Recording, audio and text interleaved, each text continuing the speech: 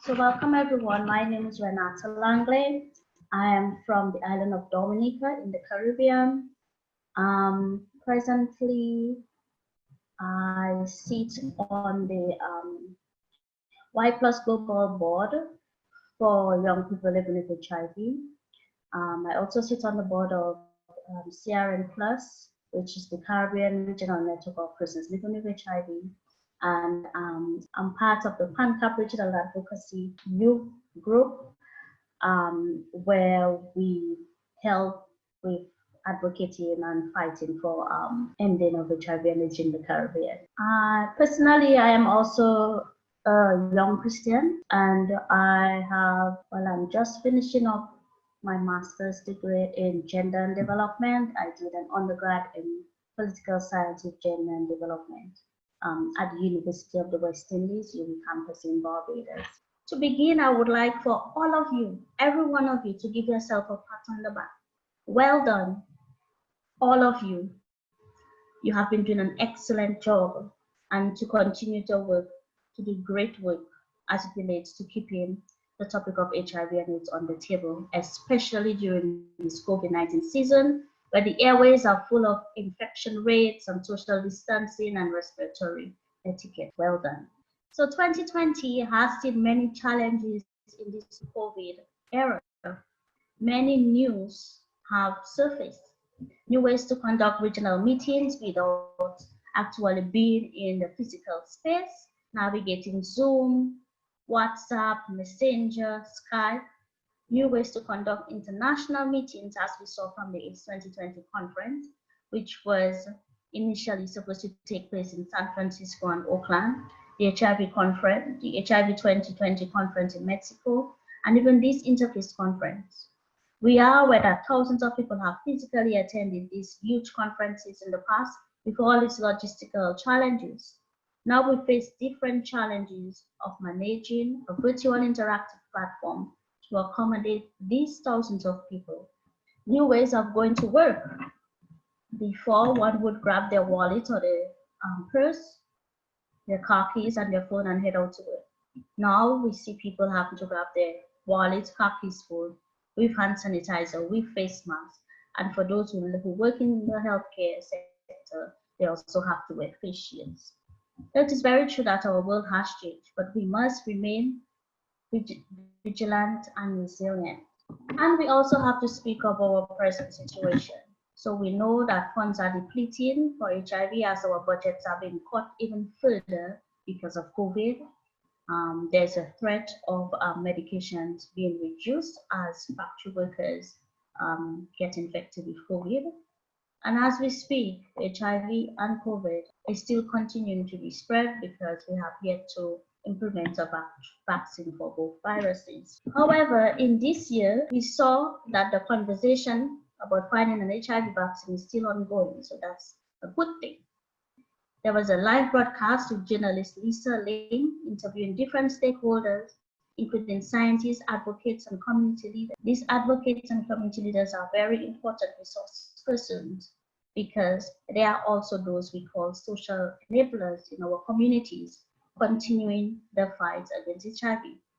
They are the ones who lobby with decision makers. They speak on behalf of the voiceless. They are the group of diverse individuals with different stories.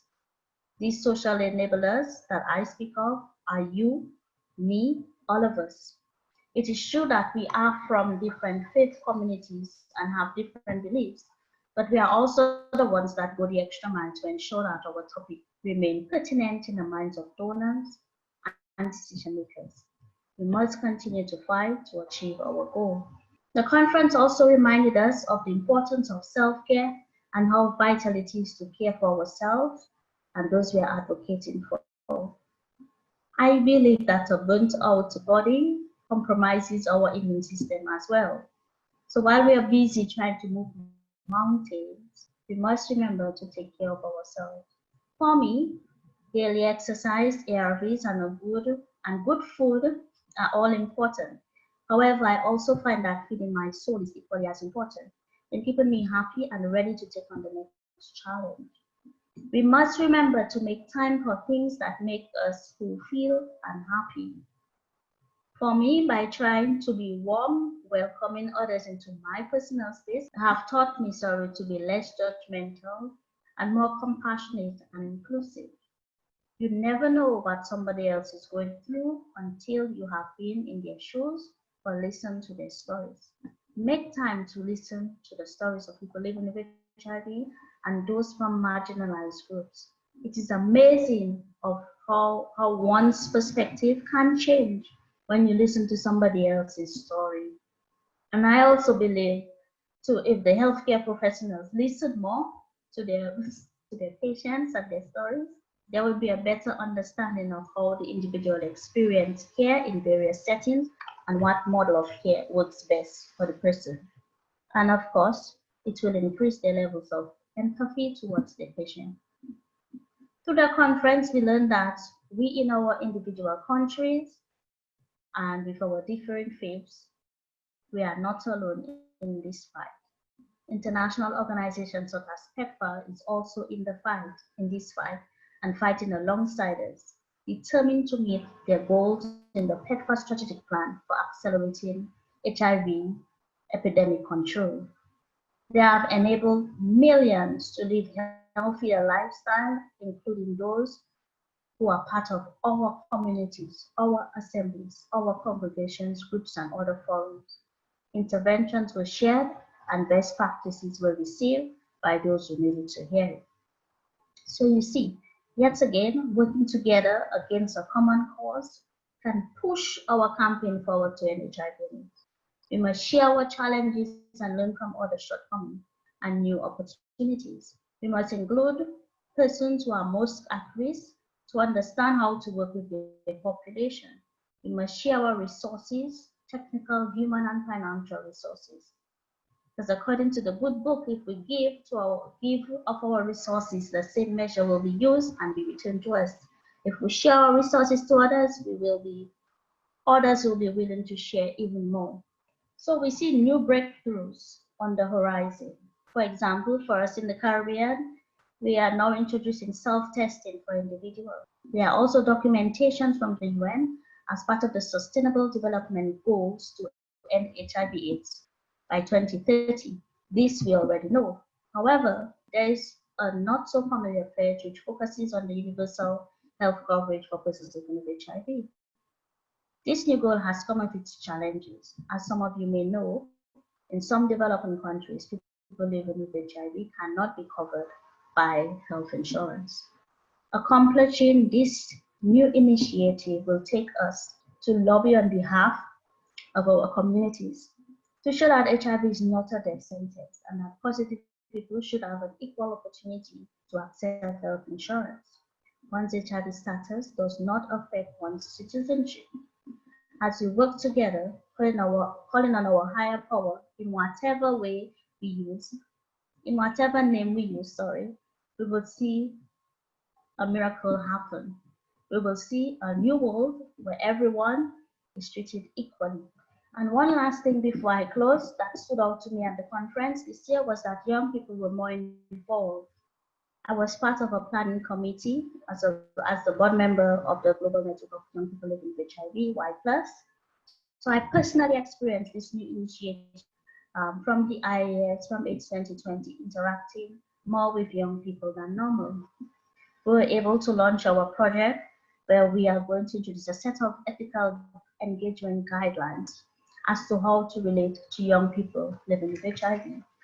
To not take them for granted and not just believe that because we are young, we do not understand what it means to feel or to be used and talk about. Young people have a voice as well, and it is part of the role of faith leaders to help nurture that voice and provide guidance and a space for voices to be heard. Faith leaders have an important role to play in the lives of many. People, especially young people, look up to you.